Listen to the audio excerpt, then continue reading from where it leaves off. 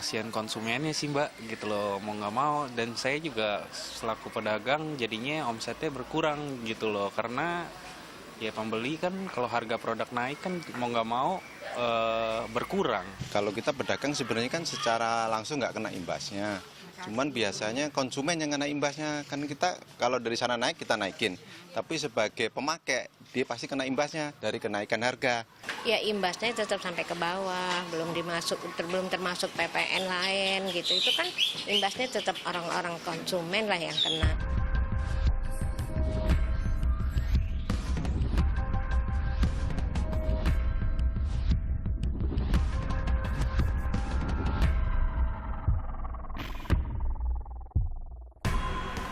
Untuk mengurangi dampak negatif dari sampah plastik, pemerintah wacanakan regulasi baru. Setelah aturan kantong plastik berbayar, saat ini sedang dibahas rencana pungutan cukai untuk produk-produk yang memakai kemasan plastik. Meski baru masuk tahap pembahasan, namun adanya wacana pungutan cukai ini menuai kontroversi, terutama dari kalangan produsen makanan dan minuman. Mereka merasa penerapan regulasi akan mengakibatkan adanya persaingan tidak sehat antar produsen hingga kenaikan harga produk yang memberatkan konsumen. Nomor satu, ya kan, terjadi distorsi pasar tidak, atau bisa mengakibatkan persaingan yang tidak sehat atau tidak. Itu nomor satu. Ya kan? Nomor dua, produk itu bervariatif, ya kan. Bagaimana pengenaan cukai pada produk yang bervariatif itu? Basisnya apa? Ya kan, collectionnya bagaimana, ya kan. Nomor tiga, ada produk-produk strategis di dalamnya, ya kan. Harga, pasti harga, ya pasti harga. Produksinya mungkin tidak menurun, tapi pasti terjadi kenaikan harga, dan ini akan memberatkan konsumen, akan memberatkan kita juga. Gitu. Kemudian kalau memang dipaksakan ya sudah, kita kehilangan investasi dan kita akan kehilangan pasar. Itu dikenakan kepada siapa? Pabrikan dalam negeri. Gimana dengan yang impor? Gitu. Jadi yang produk impor ini akan melenggang bebas saja masuk. Saat ini, mayoritas kemasan produk yang ada di pasaran menggunakan kemasan plastik.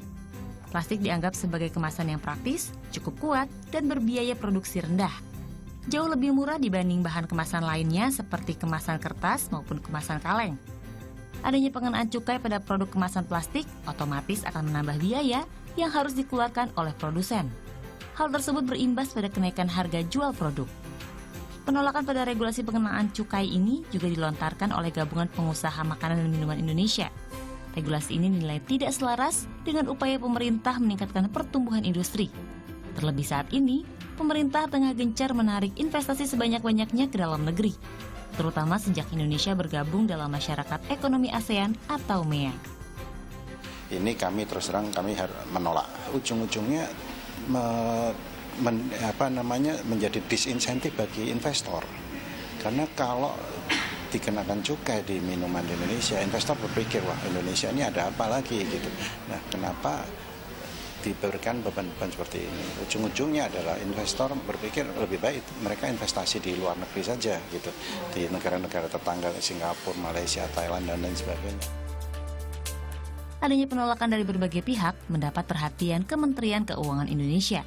Kemenkeu sebagai pencetus regulasi menyatakan bahwa pengenaan cukai kemasan plastik merupakan media perluasan benda cukai, mengingat masih minimnya objek barang kena cukai atau BKC di Indonesia.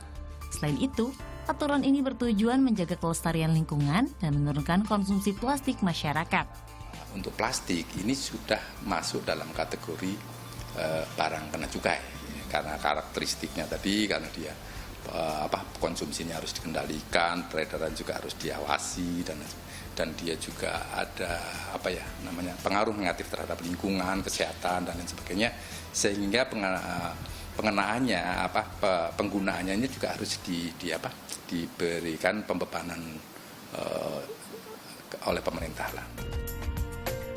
Yang menjadi uji coba pertama regulasi ini adalah minuman kemasan botol plastik. Namun tak menutup kemungkinan, kedepannya semua produk yang memakai kemasan plastik akan dipungut cukai. Hingga saat ini memang belum ada ketentuan pasti terkait nominal cukai yang akan dikenakan. Mengingat jenis plastik yang digunakan beragam, maka nominalnya pun akan berbeda-beda. Kementerian Keuangan akan menyodorkan rencana pungutan cukai produk kemasan plastik pada pembahasan Anggaran Pendapatan dan Belanja Negara Perubahan atau APBNP 2016 pada akhir Mei nanti. Niken Sasi, Muhammad Derajat melaporkan untuk NET.